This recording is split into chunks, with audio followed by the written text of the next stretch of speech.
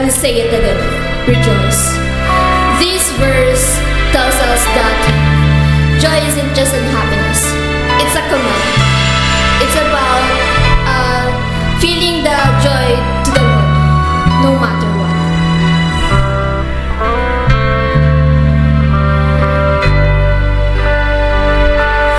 Bless the Lord, oh my soul, oh my soul, worship His holy name. I sing like never before, oh my soul.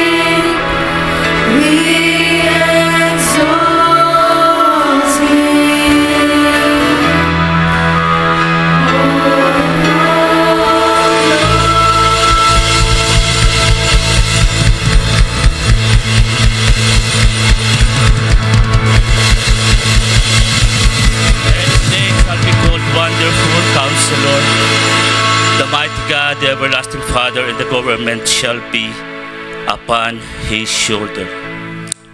Greater love has no one than this, than to lay down one's life for his friend. For our communion, this is the agreement I will make with my people in the future, says the Lord. I will put my laws into their hearts. I will write my laws into their minds. Then he says, I will forget their sins and never again remember the evil they have done. And after everything is forgiven, there's no more need for sacrifice to remove sin. And so, brothers and sisters, we are completely free to enter the most holy place. We can do this without fear because of the blood sacrifice of Jesus. We enter through a new way that Jesus opened for us with the sacrifice of his body. It is now a living way that leads us through the curtain into God's presence. And we have a high priest who rules the house of God. Sprinkled with the blood of Christ, our hearts have been made free from guilty conscience and our bodies have been washed with pure water. So enter into God's presence with a sincere heart, full of confidence because of our faith in Christ. We must hold on to the hope we have, never hesitating to tell people about it. We can trust God to do what he promised. Amen. Indeed, God is in control.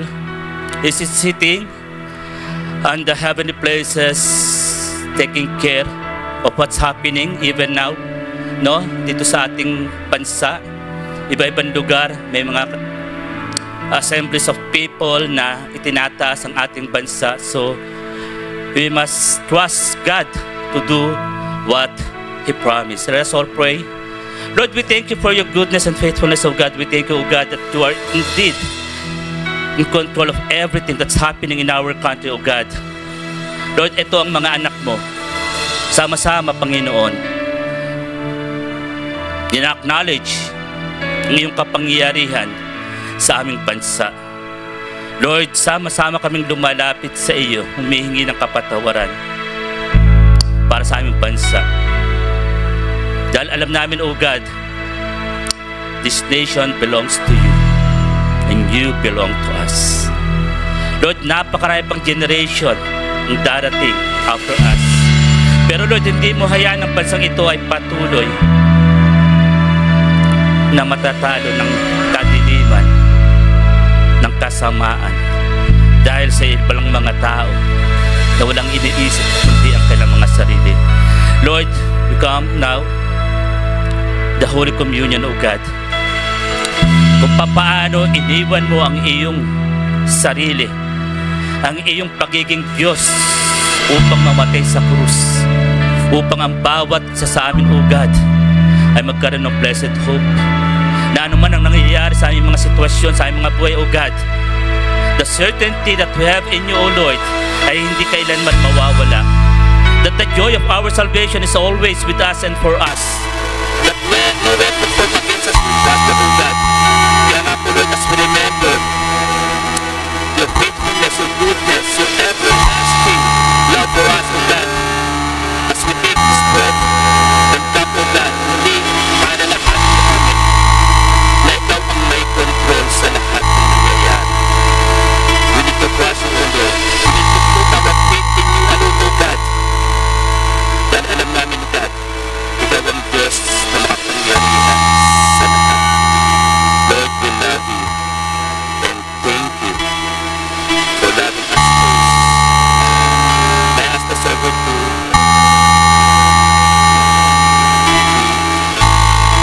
be in the front, and I ask the church to come to take the emblem.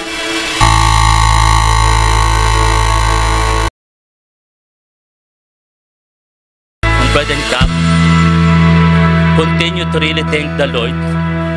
It's about time to really thank the Lord. Kahit na hindi favorable ang situation ngayon sa ating bansa, sa ating buhay, sa ating ministry, sa ating negosyo, sa ating mga trabaho, sa ating pamilya, still God is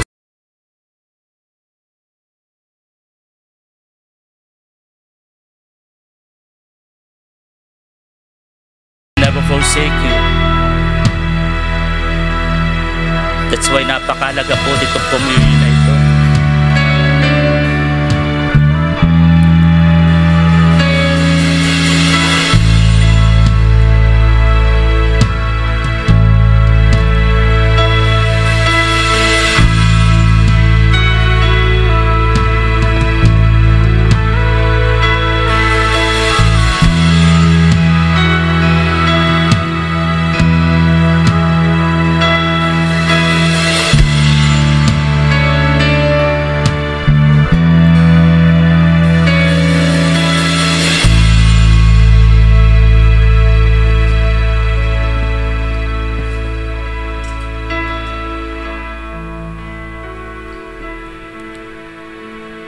Habang hawak nyo, sabay-sabay natin sabihin, we love you, Lord. Let us eat the bread.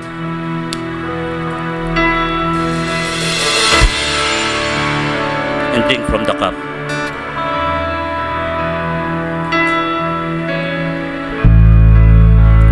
Yes, O Lord, let your peace that passes all understanding be with us, O God, even now.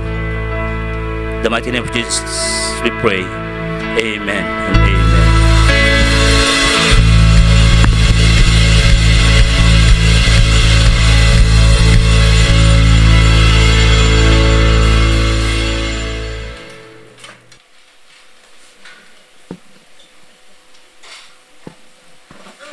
Good morning po sa inyong lahat. Happy birthday sa lahat ng may birthday. Alam ko si Dr. Ding birthday ngayon. Ganda ng kanyang bihis. Birthday na birthday. Si Kit, birthday din this week. And si Ria, narito ba si Ria Manzano? Wala. Birthday niya sino? Enar? Last week din ba yan? Okay, so tayong may birthday. So September, third week of September. Kanina bago mag-pray, pinaalaala sa amin ni Pastor Aga de Guzman na third week of September. Excited kasi siya ang magpe-preach next Sunday, kaya 7 tulog na lang mapapakinggan natin muli siya. So today ay magpapatuloy tayo sa ating practical talks to those in ministry, and lahat tayo dito may kanya-kanyang pinaglilingkuran. Ating mga anak, ating asawa, ating mga ating mga customers kung tayo may negosyo, ang ating mga superiors kung tayo ay mga empleyado. So anuman ay merong lahat na tinatawag nating ministry o paglilingkod. So we're on the third Sunday at nakita natin bago humayo yung 70 or 72 doon sa verses 1 to 17 na pinag-usapan natin the first Sunday of September, merong maliwanag na boundaries, merong maliwanag na sinabi kung ano ang gagawin, saan pupunta, ano ang dadalhin, papaano pupunta doon. Sabi nagmamadali, dire-diretso nakafocus sa pinag-uutos ng Panginoon. At ano ang pagawin nila? Ibalita sa mga tao na ang kaharian ng Diyos ay malapit na. And along the way, kung mayroong may mga karamdaman, papagalingin. Kung mayroong mga may problema, naalihan ng masamang spirito, ay kanilang pagagalingin. And sa verse 17 na pinag-usapan noong Sunday, yata, tama? Ay bumalik sila na tuwang-tuwa with great joy, kasi ang sabi nila sa ating Panginoong Jesus, kahit na yung mga demonyo, yung mga kampon ng masamang espiritu o ni Satanas ay lumalayas at napapalaya nila yung mga nasasakop. Kaya nga yun na pinag-usapan natin ng last Sunday, the perks or the benefits of and privileges of obeying the Lord, di ba? At napakaganda yung mga perks ng pagsunod sa Panginoon, at ang pinakamaganda nga yung ating kinanta kanina, joy, di ba? Ano ba yung joy? Ang joy o kagalakan ay sabihin nating positibong attitude kahit na ikaw ay nasa gitna ng problema. yung nakakangiti ka pa rin, yung hindi ka nawawala ng pag-asa, yung nagse-celebrate ka kahit na nasa gitna ka o nagdidiwang o nagagalak kahit na ikaw ay mayroong mga kakulangan o problema. So, yun ang ating number 1 na perk. Higit sa lahat, yung mga hindi nakita, sabi nga noong Sunday, yung hindi nakita noong mga naunang mga sumunod sa Panginoon, yung mga propeta, yung mga mamamayan ng Israel dati, napalat, sabi niya yung 12 at kahit na yung mga 72, dahil yung katuparan noong sinabi ng mga propeta, they are seeing it and experiencing it when they are with Jesus. Yun nga yung pinakamaganda sa lahat, kahit na sa atin ngayon. Yung mga pangako ng Panginoong Jesus, di ba? Sabi niya, hindi kita iiwan, hindi kita pababayaan. Nararanasan natin, di ba? Amen? Taas ang kamay noong nakakaranas ng pangako ng Panginoon. Di ba? Sarap, di ba? Kahit may problema ka, kahit may pinagdadaanan ka, sabi niya natin ay mayroong mga sitwasyon beyond your control, hindi ka nawawala ng pag-asa. And that's more than enough as a perk. Diba? Hindi ito naranasan. Higit sa lahat, alam natin, malapit nang bumalik ang Panginoon. Tandaan natin, sabi ni Peter sa kanyang sulat, sabi niya, a day is 1,000 years and 1,000 years is a day para sa Panginoon. So hindi natin kontrolado, di ba? Yung ating maraming araw ay hindi pa katapat ng 1 oras ng ating Panginoon. Kaya nagtatagal ba siya sa kanyang timeline? Kasi hindi naman siya controlled by time. Maaring nasa unang minuto pa lang siya ng pagkawala dito sa lupa. Pero ang totoo, dahil sa Holy Spirit, doon nga sa ating verses nung nakaraang linggo, na-emphasize, nasabi yung tatlong persons in Christ, di ba? The Holy Spirit, the Son, and the Father. At hindi nga tayo iniwanan ng Panginoon, di ba? The Holy Spirit is in us, within us, leads us, and He never leaves us, di ba? Kung kayo hindi nakakaramdam na Espiritu ng Panginoon, there's only one thing na nitya ko sa inyo. It's not because He is absent, but because you are away. Amen? Parang hindi ko naramdaman ng Holy Spirit, hindi ako nag-speaking in tongues, parang hindi ako nanginginig. Hindi yun ang presensya ng Holy Spirit. Kung minsan nga, sino ba nagko-convulsion sa New Testament na pinagaling ni Jesus? Di ba? Yung nagko-convulsion. Yung iba, sabi niya, parang hindi ako naiiyak. Hindi ko nararamdaman ang Holy Spirit. Di ba? Hindi yun. So, tuloy natin ang ating pag-uusap. So, practical talks to those in ministry. Parang si anak ni Kuya, ni Ate, anak mo ba yung katabi mo? Si Paul. Tama. Nice to see you again. Bumata ka sa buhok mo, ha? Okay, so, is aside. Okay? So ano ba yung layunin natin this month? Maliwanag sa atin, di ba? Sabi sa atin, to learn and accept that successful ministries require clear understanding of Jesus' mission and method. Kung nais nating tama ang gagawin natin sa ating paglilingkod, kailangan gamitin natin ang pamamaraan at higit sa lahat ang focus natin ay ang layunin o mission or purpose ng Panginoon. So ngayong araw na to, kukuhanin natin mismo yung sinabi ni Jesus Christ doon sa lumapit sa kanya na isang teacher of the law, yung expert sa law ng law ng Moses na sinabi sa Exodus at sa Deuteronomy at sa Leviticus. Lumapit siya kay Jesus at sabi niya, ang tanong niya, teacher, what shall I do to inherit eternal life? Okay, so pag-usapan natin ang bagay na yan. So, buksan natin ang ating mga Bible sa Luke chapter, yung title natin, Go and Do Likewise. At ang ating reference ay Luke chapter 10, 25 to 37. Okay, so pakinggan natin sa ibang version muna ako gagamitin at the Message. Ay ganito ang sinasabi kasi ang title niya dito ni Peterson, tama ba? Ay si Defining Neighbor. Sino ba yung kapitbahay mo? Okay? So of course, alam nyo yon. Maybe he is your best friend.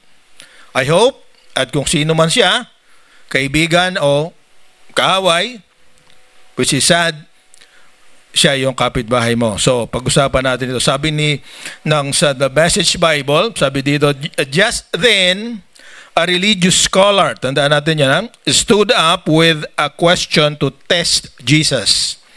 Teacher, what do I need to do to get eternal life? Yun ang kanyang tanong. Ulitin ko, Teacher, what do I need to do to get eternal life? He answered, si Jesus to, sabi niya, what's written in God's law? How do you interpret it? So, verse 10:27, sabi niya, he said that you love the Lord your God with all your passion and prayer and muscle and intelligence. The Message ito, no? And that you love your neighbor as well as you do yourself. O basahin ulit natin. Sabi na, you love the Lord your God with all your passion and prayer and muscle and intelligence, and that you love your neighbor as well as you do yourself. Sabi ni Jesus sa kanya, good answer. Tama raw ang sagot mo. Do it and you live. Okay, so looking for a loophole, ito yung lawyer, sabi niya, he asked, and just how would you define neighbor? Ano raw ba? Sino ba ang aking, sa Tagalog, sino ba ang aking kapitbahay? And then, senior na yan, yung very famous na story, yung parable ng Samaritan. Diba? Alam ko, narinig nyo na ang salitang ito, ang kwento na ito. So, narito yung parable ng Samaritan, sabi dito sa The Message Bible, there was once a man traveling from Jerusalem to Jericho. On the way, he was attacked by robbers. They took his clothes, beat him up, and went all off, leaving him half dead. Luckily, a priest was on his way down the same road, but when he saw him, he angled across to the other side. Then a Levite, a religious man, showed up. He also avoided the injured man. A Samaritan traveling the road came on him. When he saw the man's condition, his heart went out to him. He gave him first aid, disinfecting and bandaging his wounds, and then he lifted him onto his donkey, led him to an inn, and made him comfortable. In the morning, he took out 2 silver coins and gave them to the innkeeper, saying, "Take good care of him. If and when I return, I will reimburse you for any extra expense you may have." Which of these 3 do you think was a neighbor to the man who fell into the hands of robbers? The expert in the law replied, "The one who had mercy on him." Jesus told him, "Go and do likewise." So yan ang ating pag-usapan ngayon. Go and do likewise. Tumayo ka at gawin mo ang katulad noon. So, I want to talk about something, attitude. So, sabi diyan, your attitude determines what you see, and what you see determines what you do. Yun daw iyong pananaw, yung iyong kaisipan, ang tumutulong sa iyo para makita mo, at kung makita mo, yun ang iyong ginagawa. Agree ba tayo dyan? Okay? So lahat tayo may kanya-kanyang pananaw, may kanya-kanyang pinaniniwalaan. Kasi yung attitude nga, yun ay yung pananaw natin, yung ating perspektibo, yung ating tingin sa isang bagay, isang sitwasyon, o isang tao, di ba? Attitude natin, something or someone. So yun ang pag-usapan natin ngayon. Kasi yun nga, yung attitude natin, nagiging behavior, yung behavior natin, nagiging character. At yung character natin, doon tayo either na pinaniniwalaan o kaya yung tawag natin dito kuminsan ay ang ating what you call nasa dulang yung ating reputasyon, di ba? But they are not actually the same. Kasi pwede namang yung tama yung reputasyon mo, pero ang totoo yung character deep within it ay nagkukunwari ka lang. Okay? So importante na tama ang ating attitude. Okay? Sabi nga na isa pa, your attitude determines your altitude. Hindi ko alam kung John Maxwell ito. Pero kung ano ra yung iyong pananaw ay doon nagiging batayan kung ano ang iyong mararating. And I know tayo ay nag-agree. So pag-usapan natin isa-isa. So ano ba ang sitwasyon na ang kwento ngayon? Meron nga isang lawyer na ang lawyer na sinasabi na ito, isang tao na expert sa kautusan ni Moses. At sa kanila para mangyari ito, ikaw ay nag-aaral sa Jewish school. Torati ang tawag nila. Okay? Jewish school of the law.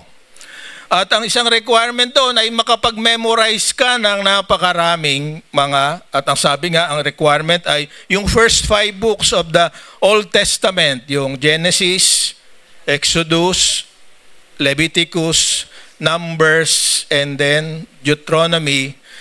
Sabi, kailangan memorize mo yan. At tapos yung books of prophecy, alam mo dapat lahat.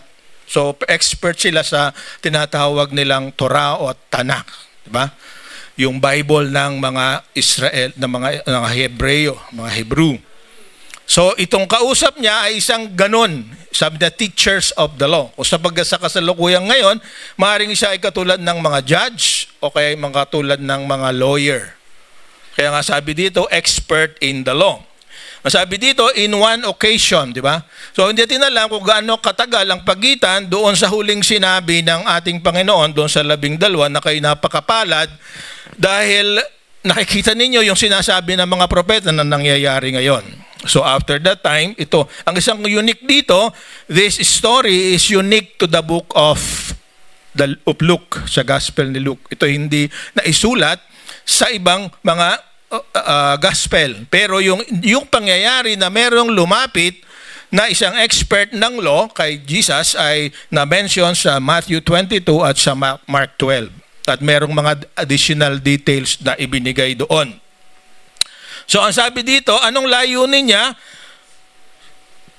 To test Jesus. Kaya yung kanyang question na yan ay loaded. Pag mali ang sagot ni Jesus, gagamitin niya against him.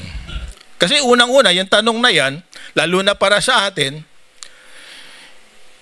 hindi tama. Why? Kasi unang-una, binigay nga yung kautusan para sa atin, ang ating kaligtasan is not about compliance to the law. Diba? Sabi sa Ephesians 2:8-9, diba? Ano nakasulat doon? For by grace, you are saved through faith. Diba? Ang ating kaligtasan ay bunga ng ating paniniwala at pananampalataya. Hindi yung compliance sa law. Kasi ang totoo, walang nakagawa kahit isa nito. Diba? Sabi sa Romans 3:23 at sa Ecclesiastes chapter 7, no one is righteous. No, not one. Sabi sa Romans 3:23, for all have sinned and fall short of the glory of God.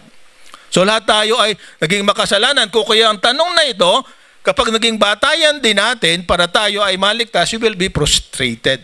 Kasi lahat tayo nagkakasala. Amen? Meron pa tayo mga kanya-kanyang tinatawag sa iba-ibang pagsisinungaling. Merong itim, merong puti, merong white lie, merong true lies, at merong ano-ano pa, di ba? Merong laylay, di ba?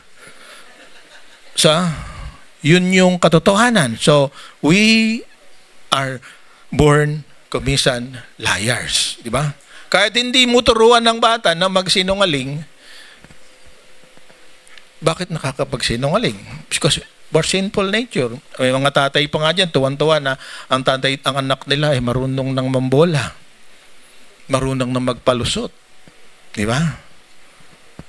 Tawa sila. Ang galing ng batang to, ah. Mahal na sa tatay. Di ba? Di ba? So, nobody can do anything to inherit eternal life. Ang totoo, ang ginagawa natin ngayon ay ebidensya dapat nang tayo ay meron ng eternal life. Yun ang pagkakaiba. Kung tayo nanampalataya na, ang ginagawa natin ay ebidensya na totoong may eternal life na tayo. So, ang tanong ay yan. What must I do to inherit eternal life? So, si Jesus, matalino, alam niya, loaded yung question, trick question, kaya ang sagot din niya, tanong din. Di ba? Di ba tayo ganun din? Di ba pag hindi natin alam ang sagot, anong gagawin natin? Tatanungin din natin. So, di patas na tayo. Pareho tayong walang alam. Di ba? Pero totoo, hindi yun ang gusto ni Jesus. Gusto niyang mapatunayan kung ano ang attitude, ano ang kakayanan ng lawyer na ito. Di ba? So sabi niya, balik sa kanya, di ba? Sabi sa kanya, ano ba nakasulat? Anong ibig sabihin nun para sa iyo?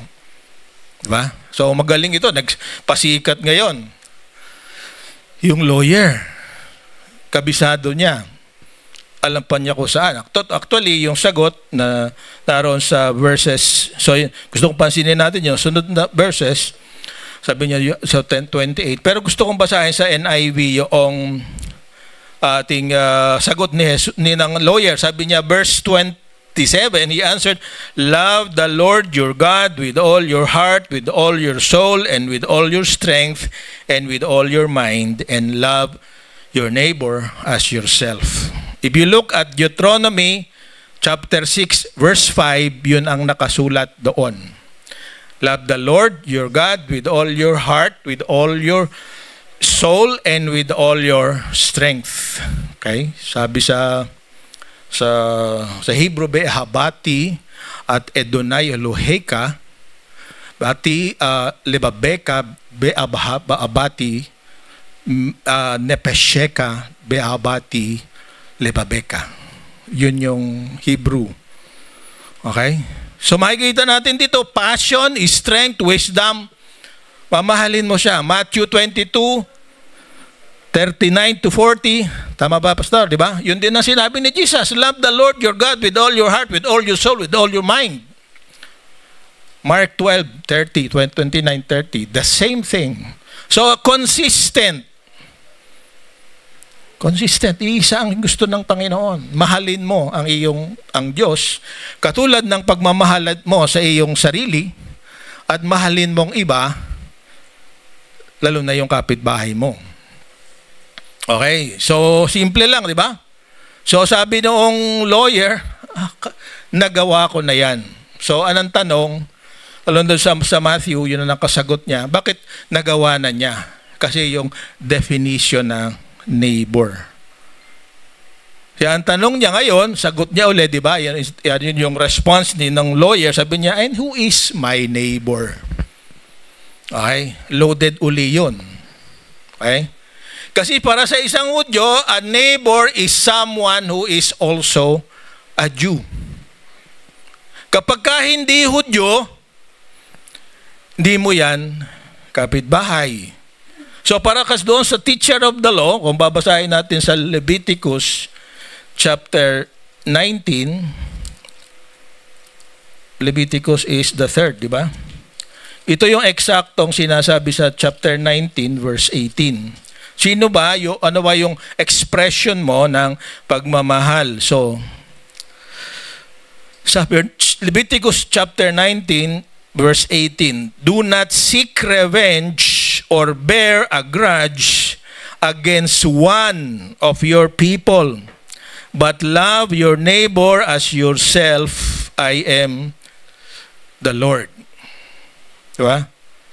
Ani Adonai Elohim. Sabi niya, ako ay Diyos. Sabi niya dito, sabi niya ay, pag tinanong, parallel, di ba? Do not seek revenge against or bear a grudge against one of your people. Isang Hudyo. Sabi niya ay, you love your neighbor as yourself. Pero sa lawyer na ito, kapag sinabi niya na neighbor, Hudyo yun. Yung katulad mo. Yun ang mamahalin mo. Kaya yung parable, very significant. Bakit siya sinabi? Kasi dito, i-reveal ni Jesus na ang neighbor mo ay hindi lamang yung katulad mo, kundi yung iba kaysa sa'yo, whoever is in need. Yun yung, actually, yung summary noong parable. Sino mang may pangangailangan, iyan ang kapitbahay mo. Amen? So, hindi niya sinagot ng diretso. Kasi gusto niya ipakita yung mga attitude na iba't iba, no? Pati na yung mga pinaka-relihiyoso. At yun ang ating makikita dito sa istorya. So ang sabi ngayon ni Jesus doon sa anong sabihin noong lawyer na yung the two greatest commandments na actually summary ng 10 commandments, ay sabi niya, you have answered correctly and do this and you live. So pangalawang beses, una niya sinabi dito, gawin mo ito. So pangalawang ulit na title natin, go and do likewise. So mahalin mo ang iyong kapitbahay. So sa verse 29, ang sabi doon, the lawyer wanted to justify himself. Kasi yun nga, who is my neighbor, para sa kanya, yung lahat ng kanyang kababayan, yung lahat na katulad niya, ay tinrato niya ng tama. Mahal na mahal niyon. Napakarami silang mga practices na nasa Law of Moses. Pwede kang magpautang na walang bayad, nang walang interest sa iyong kapitbahay, a fellow Jew. Pero kapag nagpautang ka at hindi Jew, pwede mong lagyan ng 20% na interest. Okay? 20%. Pag merong nakawalang hayop ang iyong kapitbahay na Hudyo, ibalik mo, plus kung ito ay hindi mo, ito idadagdagan mo pa rin ng 20%. Tingnan niyo yung Leviticus, napakarami doon. Kaya napakaraming dadagdagan mo. Yung restitution, pagka ikaw may naisira, yung presyo noong nasira mo, dadagdagan mo ng 20%. So maaaring ito yung sinasabi noong lawyer. Kung anong sinasabi ng batas, dahil ginawa nilang 613 actually, di ba? Yung napakasimpleng mga bagay noong pagsama-samahin nila ng mga rabbis, ng mga teachers of the law, naging 613 items. Nakalagay doon tungkol sa pag-aasawa, tungkol sa pag-relationship ng mag-asawa, sa anak at sa mga magulang, sa mga kapitbahay. Sabi ngayon nitong lawyer, nagawa ko na yan. Kaya ang approach ng ating Panginoon, turuan siya sa pamamagitan ng kwento. Diba? Kaya tayo rin, sa small groups, gusto natin tayo ay mag-aaral ng mga Bible stories.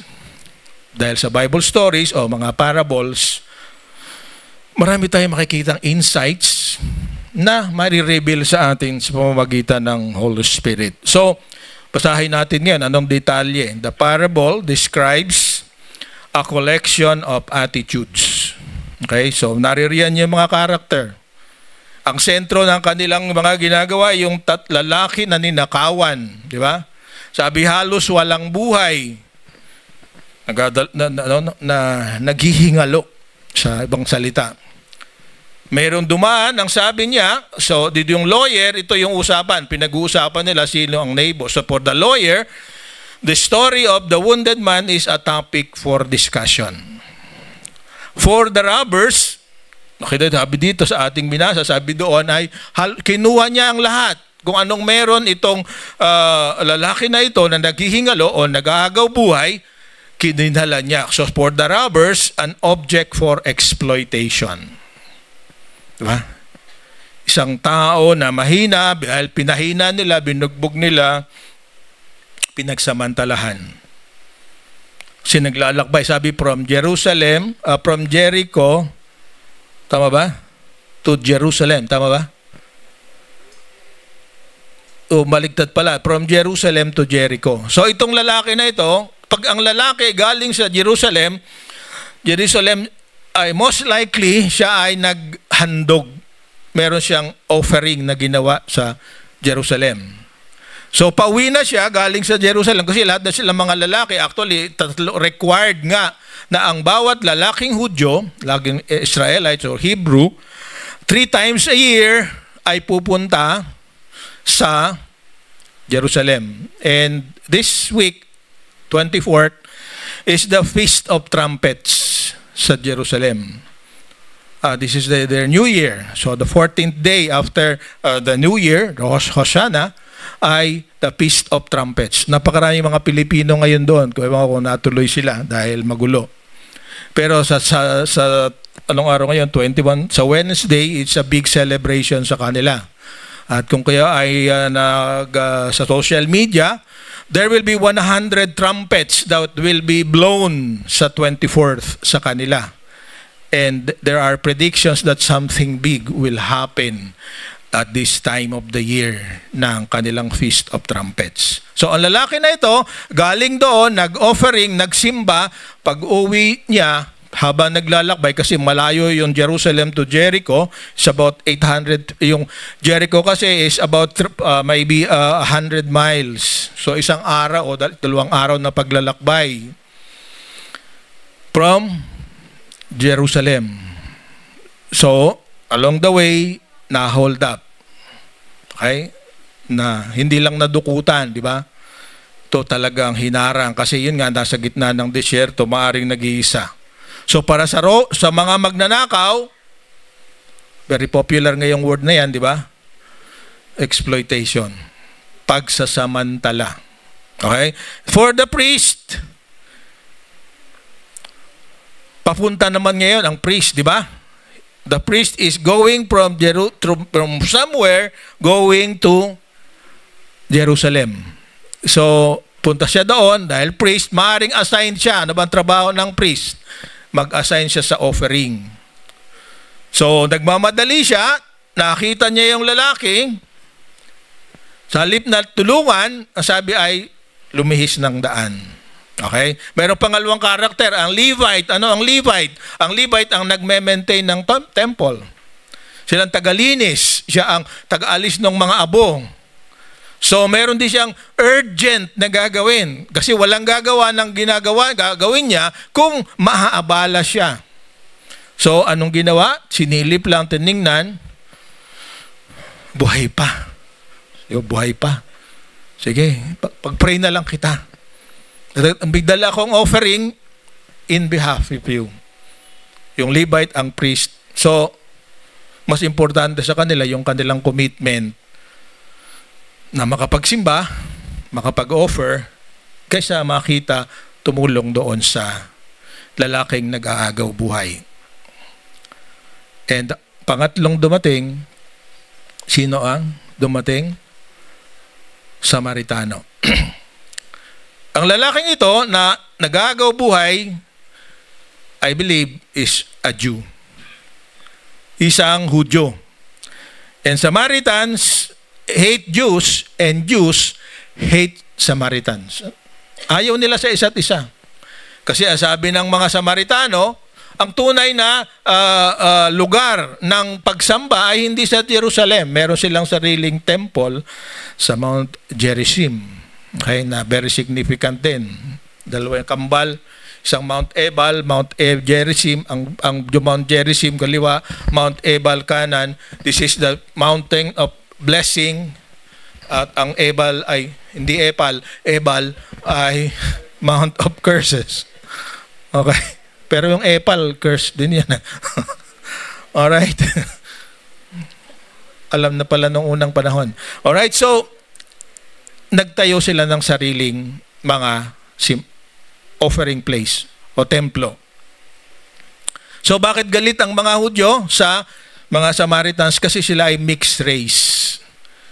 Noong sirain ang Jerusalem o noong ng Assyria, tinanggal lahat yung mga tao, pinalitan ng mga tinatawag nila ngayon na Gentiles. So ang Samaritan ay mga mestizo. Tingnan mo katabi mo. Hindi mukhang Samaritan, ano? Pinoy na Pinoy. Alright. Alright. Ay, mukhang Samaritana ba? So, galit sila sa mestizo. Tayo hanga-hanga sa mestizo. Di ba? Kaya tayo, mga tisoy. Yung isa ay Espanyol, yung isa ay Inchik. Di ba? Yung epal. Okay? So, ayaw nila. At ang pinaka-least na pwedeng tumulong sa Hudyo na ito ay ang lalaki na yan. Di ba? Pero, way beyond what is expected. Di ba? Sabi niya, yung kanyang sugat ay kanyang nilagyan ng bandage, dinala pa sa isang inn, sa isang hotel. Diba? Wala pang ospital noon. At sabi niya doon sa innkeeper, kung ano man ang magagastos mo, ibig sabihin, malimit siya doon, pagbalik ko, babayaran ko pa rin. So, pero meron akong idea dito kasi ayaw nga ng Samaritano sa mga Hudyo at ayaw ng mga Hudyo sa Samaritano, kaya yung innkeeper, I believe, is also a Samaritan. Di ba? Pinagkatiwala niya yung Hudyo. Kaya meron dalo at least, yung isa kikita, pero sa di silang magkapitbahay. Nagtiwala. Okay? So, ito yung going beyond. Sabi nga ni Jesus Christ, pag kinuha ang iyong balabal, pati damit, dalhin mo na. Pag sinabi kang lumakad ng 1 milya, kasi ang mga Roman soldiers noon, pwede kang utusan, dalhin yung kanyang gamit. Sa Matthew chapter 5, 6 to 7 ito, you go beyond mile. The extra mile ang tawag nila. So, babalikan niya, alamin niya kung ano nangyari. Kasi agaw buhay nga. Kahit binandage, kahit pinagpahinga, pwedeng pagbalik, namatay din. Di ba? So, pagpa-embalsa mo or whatever, pagpapalibing, sagot ko pa rin yan. Yun ang, sabihin natin kung ating ipapalawakin ng konti yung storya. Yun ang probability at hindi niya inaasahan na meron pang tutulong na iba. Remember that, di ba? Kasi ang karamihan, meron ako pinag-aralan na sabi niya, scientific study tungkol sa altruism o yung pagtulong sa iba na wala ka lang papanakinabangin. Ang chances mo raw na matulungan, sabi ng social studies, ay bumababa kapag maraming nakakita sa nangyari. Okay? Yung altruistic behavior. Pero kapag nag-iisa, your chances yung nakakita sa iyo nag-iisa, yun tutulong sa iyo. Yung, sabihin natin, attitude ng pagtulong.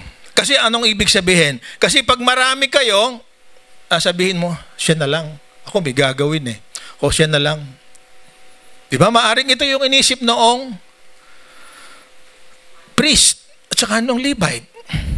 Busy ako, kaya meron naman tutulong na iba, bahala na sila. Okay? Of course, ngayon sa panahon na ito, dahil sa pag-effect ng ating kultura ng Western, ngayon, pag nasa gasaan, pag nagbumotorsiklo at na-disgrasya, your chances na may gagalaw sa iyo, malabo.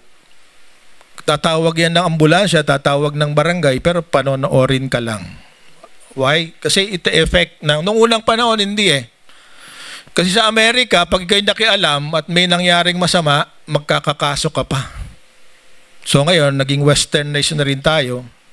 Sa halip na tulungan ng gawin, dalawang beses na yata ako nakakita sa isa Alabang, sa Spote Alabang Road, isa ay doon pumunta kami minsan sa Tagaytay na ay may bahay, na-aksidente rin, motorsiklo. Kaya kayo nagmumotorsiklo, ingat kayo ha. Ang tawag sa inyo, anong tawag sa inyo? Kamote Kamote rider. Siya, magtatanim pa ng kamote, kaya nagmamadali, di ba? Kamote rider. Yun ang naging kultura rin. Nagbabago sa panahon. Pero, ang makita natin dito, yung division, yung pagkakaiba ng paniniwala, ng lahi, at nung kondisyon sa buhay, hindi naging dahilan para sa Samaritan para hindi siya tumulong. He, went beyond creed, race, and social status para matulungan ang taong nangangailangan. Kaya, meron ako napanood nakita doon sa threads na magandang signboard. Anong pakibasa niyo nga?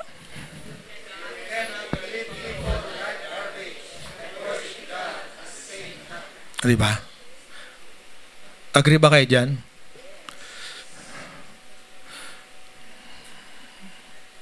You cannot treat people like garbage. Anong garbage? Tatapon na lang. And worship God at the same time.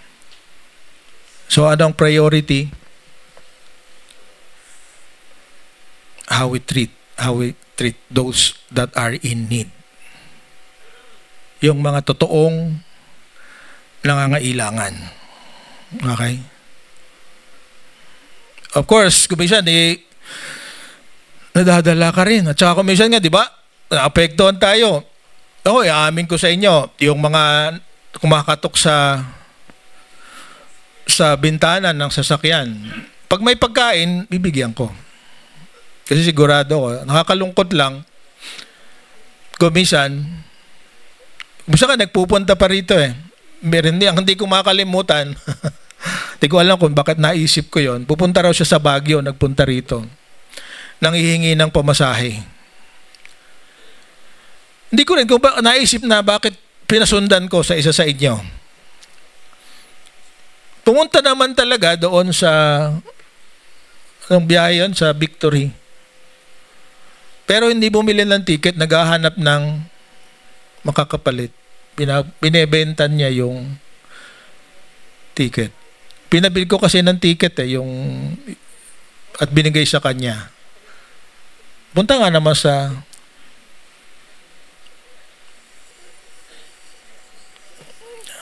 pero sabi ni Ed Lapis, sabi niya, magkamali ka na sa paggawa ng mabuti kaysa sa wala ka namang ginawa.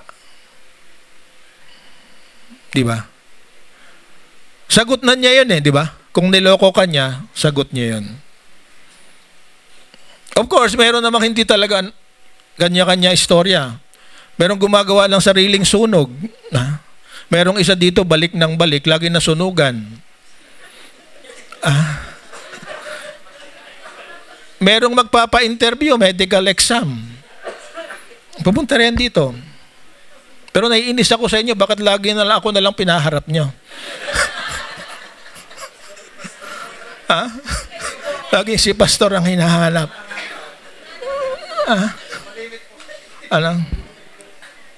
Pero nakikiusap ako, wag niyo namang kung ano man ang ginagawa, wag niyo saktan yung tao. Igalang niyo pa rin. Wag niyo i-push. Wag itaboy. At kung anong kaya nating ibigay, talagang mapoprostrate ka. 2 weeks ago, narito tayo. Yung isa na napakatagal na rin naming inalagaan ng aking may bahay, na may anak na may, anong tag doon? Down syndrome. Narito uli, nagulat ako. Pero wala na yung kanyang anak. 24 years old, namatay siya. Pero ngayon, ang hinihingi niya, dahil na-cremate, ay pangpalagay sa, ano tawag doon? Ossuary ba yan? Okay. Columbarium. Okay. So, meron siyang kota. So, binigyan pa rin natin. Kahit alam natin kung minsan, kaya ako na-prostrate sa babae niya, pinuntahan namin ang bahay. ito, di ba putting down. Pero mga experiences na gusto ko lang i-share sa inyo. Nung pumunta kami sa bahay nila, yung kama nila, punong-puno ng napakagagandang laruan. Pero kapag merong graduation, merong start na school, narito siya. Pambili ng sapatos, pambili ng uniform. Kung ay sinabi nakakadala. Pero sabi nga ni Pastor Ed Lapis, mapagsamantalahan ka na habang gumagawa ng mabuti kaysa ikaw ang nagsasamantala doon sa nagsasabing may pangangailangan sila. Of course, tama rin naturuan natin sila. Kasi diba, sabi natin, ang tunay na pagtulong ay hindi pagbibigay ng isda, kundi pagtuturong mangisda.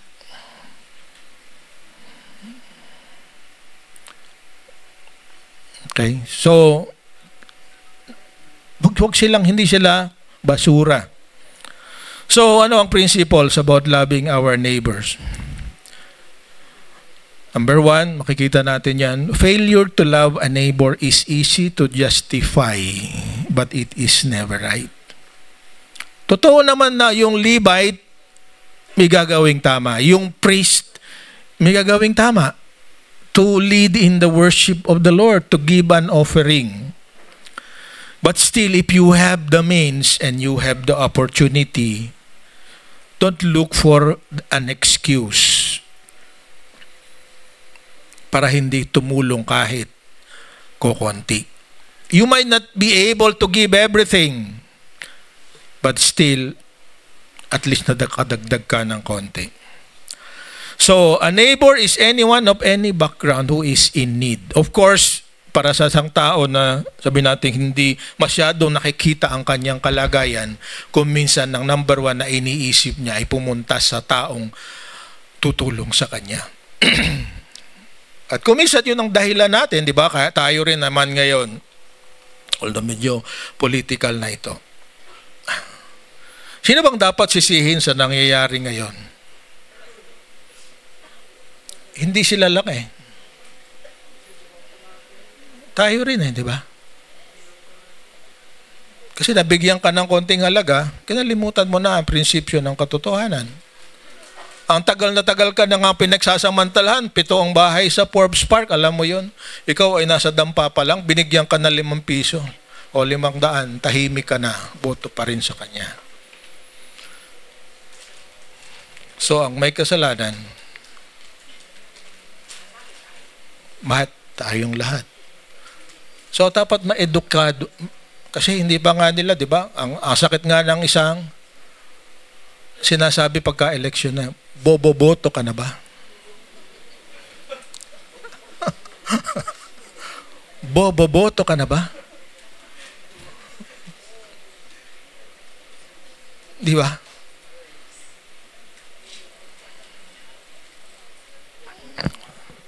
Hindi boto.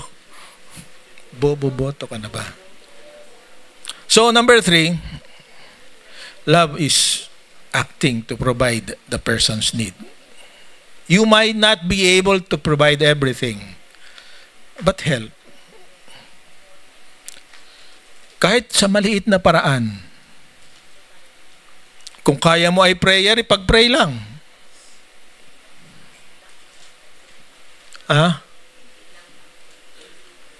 Ang totoo, sabi ng misis ko, mas tama naman, hindi lang prayer. Kasi talaga namang meron ka kung minsan eh. Kaya lang, ibibili mo ito ng ibang bagay.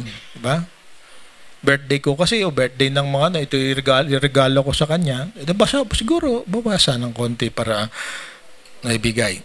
So, muli, sa pagtatapos, your attitude determines what you see, and what you see determines what you do. So, ang iyong pananaw, so, pagtatapos, anong tanong natin sa ating sarili? Sino ang naging sa kasalukuyan ay mabuting kapitbahay para sa iyo? Ano-ano ang nagawa niyang mabuti? Kanino ka nagiging mabuting kapitbahay ngayon? Okay? Kanino ka nagiging mabuting kapitbahay? Kung hindi siya mabuting kapitbahay, di ba? Kung naniniwala tayo, sabi, love begets love. And Jesus' example is, He loved us first. Di ba? So kung gusto mo siya maging kaibigan, be a friend.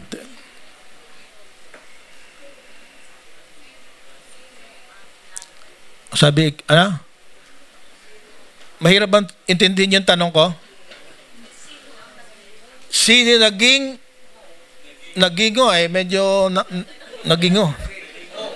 naging sa os sa kasalukuyan, may space dapat. Ito, may space dapat. Yun. So dito na lang, who was or is a good neighbor to you? What are the good things he or she did?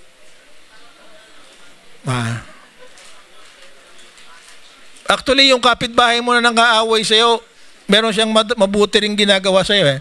Nakakatulong ka ngayon, napipilitan kang ipanalangin siya. Kaya lang dapat tama ang panalangin mo, wag yung sana tamaan ng kidlat. Di ba? Ang panalangin mo sana ay malaman ko kung papaano kami magkakasundo. Okay? Diba? Practical. A parable with practical application. Na iba-iba ang pamamaraan para masunod natin ang principle na ibinabibigay. Pero pag iba ang tingin natin, iba ang attitude natin. Kasi babalikan natin yung sinabi doon sa lawyer, sabi niya, mahalin mo ang Diyos ng iyong buong puso, ng iyong buong kaluluwa, ng iyong buong lakas. Mahalin mo. Kahit nauna na yon, sabi sa 1 John chapter 4, you cannot love God na hindi mo nakikita kung hindi mo naman kayang mahalin ang mga taong nasa paligid mo. Lalo na yung mga nangangailangan. So today, gusto kong tumayo tayo lahat. So, in a moment of silence, kung sino man nakakilala mo na nakatulong sa iyo, sagutin natin yung dalawang tanong. Huwag na tayong tanggalin. Panalangin mo siya ngayon. Kung hindi mo man masabi sa kanya na nagpapasalamat ka, magpasalamat ka sa Diyos. Dahil siya'y naging mabuting kapitbahay sa iyo. Pagpasalamat mo na sa gawa ng Espiritu Santo at sa kagandahang loob niya na tulungan ka niya. So bigyan ko kayo ng 2 or 3 minutes. Alalahanin ng tao na yon at ipanalangin siya. Kung matignan ng katabi mo, isipin mo ngayon kung sino siya na nagpapasalamat ka na naging bahagi siya ng buhay mo.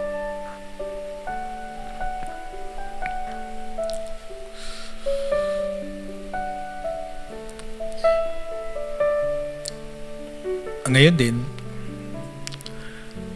ang pinakamagandang magagawa mo sa kapitbahay mo ay mahilig siya sa Panginoon. Kaya panalangin mo rin na yung higit ng pangangailangan na makakilala sa Panginoon, ikaw ang gamitin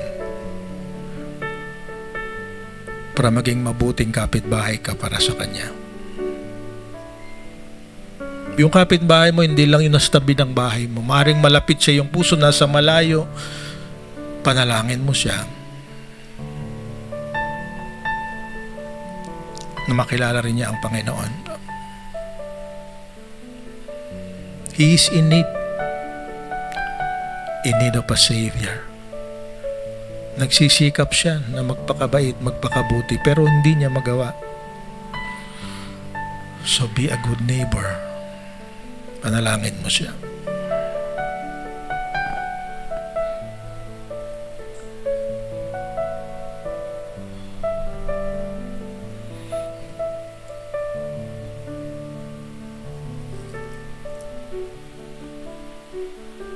Let's pray. Salamat, Panginoon, sa pamilyar na talingahaga na napakaraming beses na naming narinig tungkol sa aming kapitbahay, tungkol sa mga tao na nasa aming kapaligiran, mga taong nangangailangan at ang kanilang kailangan ay kayo, Panginoon. Salamat na merong mga tao na nagpakilala sa amin ng daan ng kaligtasan at kayo yan, Panginoon. Salamat ngayon na bubuhay kami na magaling na sa sugat na galing sa aming mga kasalanan. Salamat din na ang iyong pagpapala ay dumarating sa amin sa iba't ibang paraan sa lahat ng panahon.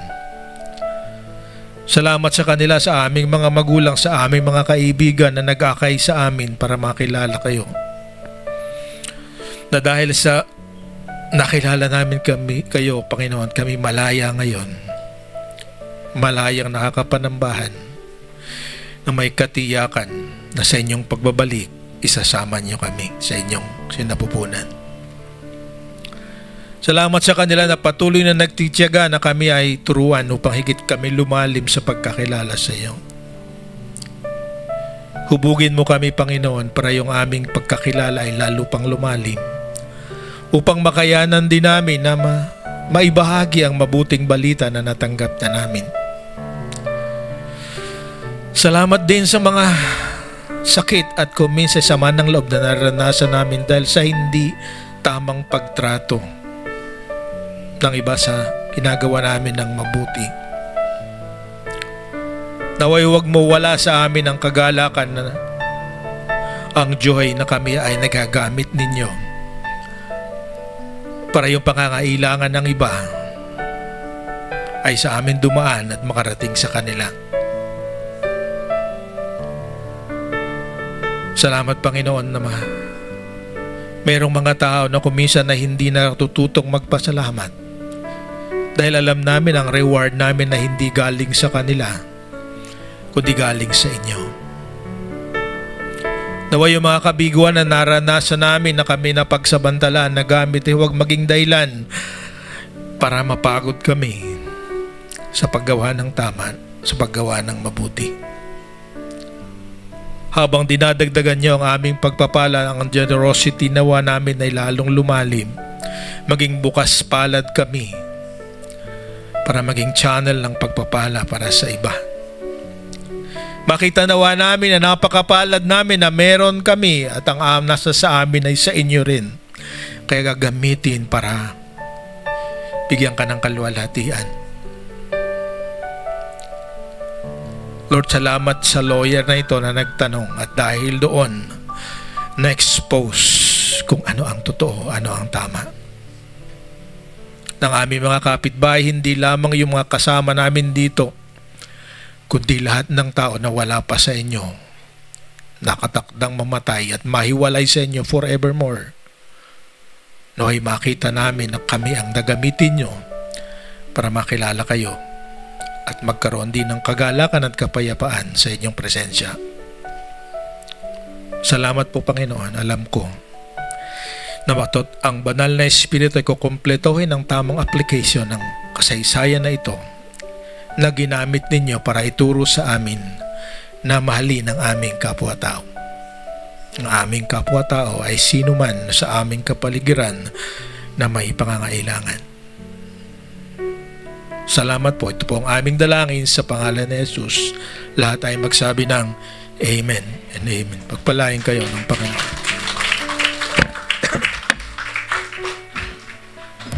Yan, maaari na po tayo maupo.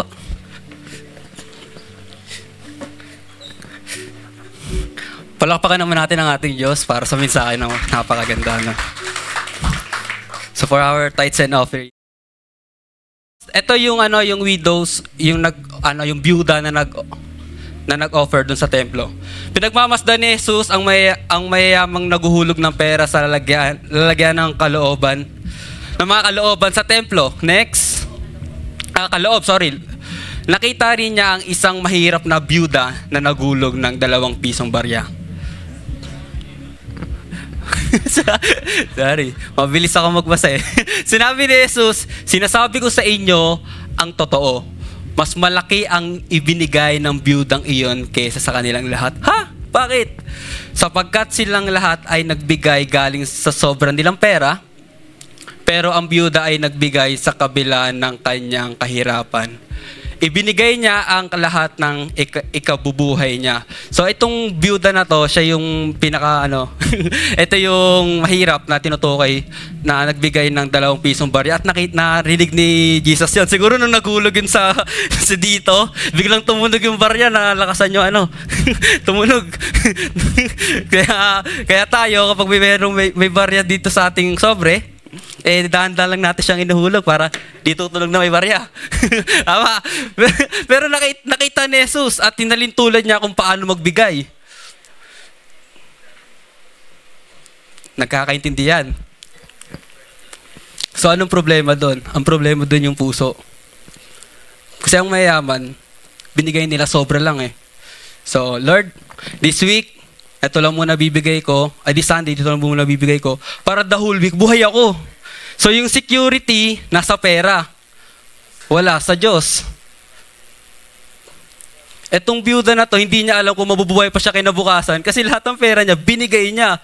2 piso, 2 tilapia. Alam mo yung tilapia na chichirya? O Yahoo? O cheese corn. Ganon ang nangyari. Nagkakaintindihan ang pinagkaiba ng dalawa. So, ano yung sa tithes kasi, alam naman natin, para sa mga di nakaalam, yung tithes po is ikapu. Yung 10% ng yun yung sinasabi sa Old Testament. Wala namang masama doon. Pero, sinabi ni Jesus doon sa mga Pariseo, kayo mga hipokrito kayo, nagbibigay kayo ng 10%, pero hindi kayo baka magkamali ako ng sinabi. Ayun, sabi dito sa Matthew 23:23, nakakaawa kayong mga tagapagturo ng kautusan at mga Pariseo, kayong mga mapagkunwari. May exclamation point eh. Ibinibigay nga ninyo kahit ang ikapu ng iyong mga panlasa, ngunit hindi naman ninyo sinusunod ang mas mahalagang utos tungkol sa pagiging makatarungan, mahabagin at pagiging tapat. So meron na namang problema sa puso. So binibigay nga natin yung 10%, pero yung 90%, sure ball, mabubuhay ako ng buong linggo. Yung offertory is something na, sabi, ano ba yun kay Jet? Pag 11% ba ng, ano na yun? Offertory? Oo, kasi sobra na yun sa 10% eh. Naiintindihan? Yan. So, nagkakaintindihan tayo. Yan. Thank you, class. So, yun yung issue doon. And, yung anong problema? Ang problema doon, yung puso. Wala naman talagang value yung pera pero kapag once na hinawakan natin yan. So, di ba sabi nga kung nasan yung puso mo, andun yung mo, di ba? Treasure mo. So, para sa ating pagtatapos, I have to testify how God is really good. Kaya pinamagatan ko tong hindi na ako nagta-tithes and offering. Kasi this past few week, I want to confess everyone na hindi talaga ako nagta-tithes kasi nag-start na yung school. So iniisip ko kagad, nagbabudget na ako sa isip ko kasi I'm a working student po. So, Lord, ito lang muna bibigay ko kasi baka this week wala akong pang-kape, pang Starbucks. Pwede ba yun? Okay lang ba yun? Wala po akong okay lang. Kahit wala po akong kain ng almusal, basta may Starbucks ako ng tanghali. Break time, okay lang. Lord, ito muna ibibigay ko kasi medyo hindi kinaya na ng work kasi ilang oras na nagkatrabaho eh. So ito muna. Huwag kang mag-alala, Lord. Hindi nila malalaman na barya yung lalagay ko kasi daan-daan kong ilalagay para hindi siya tutunog. But this week, sobrang dami nangyari about sa financial. So mga malalapit ko na tao, sinasabi ko na ito yung problema ko po yung pera. And really, God is truly, siya yung nag-provide nun through people na nandito. Yung mga naging mabuti sa kanilang kapitbahay. Maraming salamat po. Palakpakan po natin sila. Alam niyo po kung sino kayo. And what I'm trying to say is, kahit nasa edge ka na, pagkatiwalaan mo yung Diyos. Kahit nasagad na yan, yung puso mo, kung alam mong siya yung nagpo-provide, at alam mong walang-wala ka na, alam mo na hindi ka niya iiwan kahit sa gitna ng mga ganong bagay na hindi mo inaasahan. Alam niyo po, medyo naiiyak nga ako this week kasi medyo talagang, Lord, ano nangyari dito?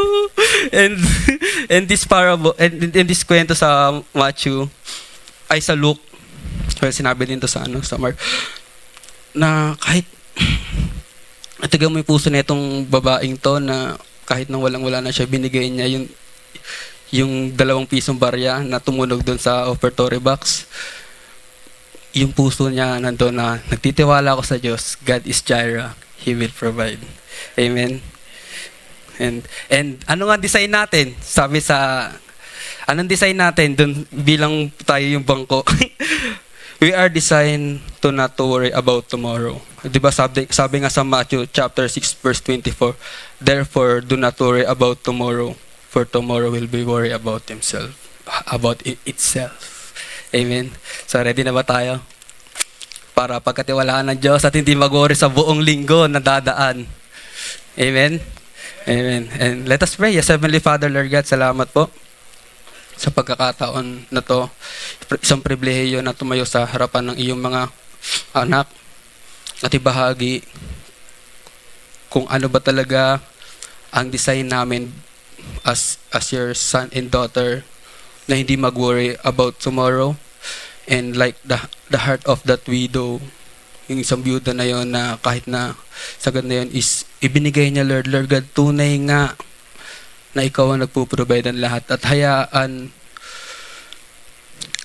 mo yung sitwasyon namin, Lord God, yung ma-reveal mo yung sarili mo doon sa mga circumstances, sa dulo ng bangin, Lord God, kung gaano ka great, Lord God. Maraming salamat, Lord God. Alam ko, Lord, na love mo yung mga cheerful giver, and we are here na magbibigay sa'yo, ipagkakatiwala to buong week na to. At kung ano man yung laman na itong sobre na to, alam namin, Lord God, na matutuwa kasi you love a cheerful giver. Maraming salamat, Lord God. In Jesus' name we pray. Amen. CCM, it's offering time. Ayun. For our announcement, let's welcome our first-time guest. Meron po ba dyan? Ating first-time guest. And also, we welcome si Shira May from Pangasinan. So, bumalik po siya ulit dito for some vacation. And also, si Paul. Ayan, I want to recognize si Paul. Kakabalik niya lang last Friday. Tama po ba? With his girlfriend, si Mika, and her family. Welcome po sa CCM. So, alam na guys, on 1, 2, 3. Welcome po. Yan, welcome po. So, for our birthday celebrants, si Kuya NR last September 17, si Kit noong 19, at si Tita Ding today. So, happy birthday po. Si Dana on 22, si Kuya Noel within this week din po, no? 23, si Dana. So yun, happy birthday po sa inyong lahat. And speaking of birthday ng CCMB ngayon, it's their 10th year anniversary. Diba, truly the Lord is very great dun sa bagay na yun. Next, for our life groups, ang life groups is a group of neighbors. Diba, sinabi nga ni pastors, ang mga neighbors daw, sabi ng Lord, dapat mahalin natin. Because they are the one who truly cares for us. So, a small group is a group of neighbors. So, leaded siya ng group of merong men's na leaded ni Kuya Mike Vitug. Kuya Mike Vitug, if you are here, nasa CR. Andiyan po, narinig ko na yung boses niya. Si Ate Joanne for our women. John Vitug. Si Kuya Michael for the students. Also, I just like to request na pag-pray natin si Kuya Mike. He is, may sakit po siya ngayon kaya hindi siya makaka-attend for, pinagpahinga siya for some days para makapagpagaling. So, we welcome natin siya sa Sunday. Next, what else? Intentional 2026, destined to win. So, ayan, discipleship experience muna on October 29 to 30. Diyan po ay we encourage everyone to join. Ang fee po natin ay 1,200 for stay-in and included na po yung food and accommodation. And the other one po is 800 for stay out. You can, since silang Cavite lang naman po siya, pwedeng magbalikan. You can sign up through our QR code dyan. Then, next is yung Intentional 2026 Destined to Win together with North Shore Christian Church Senior Pastor Pastor Scott Harris and together with Pastor Jim Putman. So that will be happening on February 24 to 26 sa CCTT Tagaytay Retreat and Training Center. So both Discipleship Experience and Intentional 2026, si Pastor Arnold po ang tanungin nyo sa information. Next, our daily devotion is happening always, every day, every 6 a.m. ng umaga. So it's happening sa ating FB group. Kung hindi pa po kayo included doon, please approach Brother Dan or Pastor Arnold and Pastor June. That is led by some youth leaders, pastors, and elders. Next, our D group, discipleship group, every Thursday, 7:30 p.m. via Zoom, led by our pastors. You can also ask them about the link. Then on our social medias, visible po tayo sa lahat. We have websites, Facebook, meron tayong YouTube, and Instagram. And lastly, yung ating youth service. Yan. So last week po nag-held ang youth. So nangyayari po to every second and fourth Sunday of the month. So yun, last week po napag-usapan dyan yung about defining joy. Ano ba ibig sabihin talaga ng joy? So last week this week actually na-test yung joy, yung security ng joy sa akin. Paano po? Pumapasok po ako ngayon every night. So, simula kami ng 8 to 4 a.m. Out kami ng 4 a.m. So, madalas po, may mga activities pa after 4 a.m. So, wala po talagang tulog. Doon pinatunayan ng Lord na joy is my strength. Diba? Kahit pagod na pagod, andun pa rin yung joy. Masaya akong ginagawa yung mga dapat gawin, especially sa church.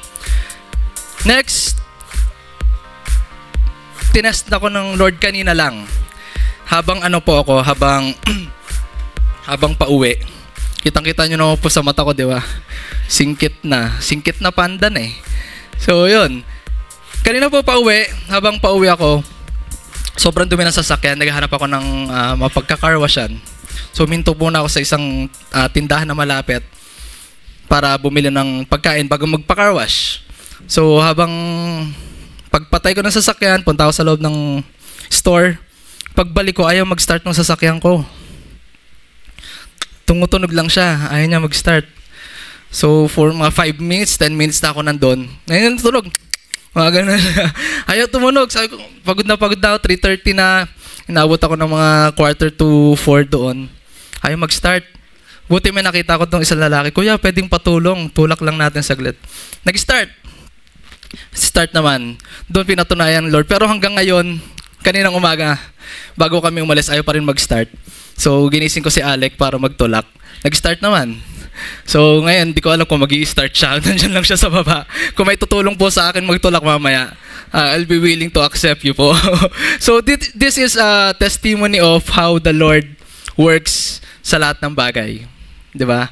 Sa gulo ng mga nangyayari sa buhay natin. Pinapatunayan ng Lord na hindi dapat ma-steal yung joy. sa atin, di ba? The joy is our strength nga eh. So let's all rise for our benediction. At basahin ko lang po ulit yung binasa natin kanina. Sa Luke chapter 10, verses 27.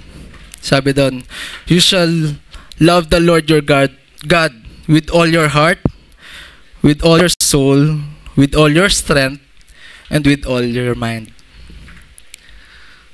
Dapat ganun daw natin mahalin ang Diyos. Ibig sabihin, buong buhay, sold out, walang matitira. And if the Lord is your strength, He shall be also your joy. Diba?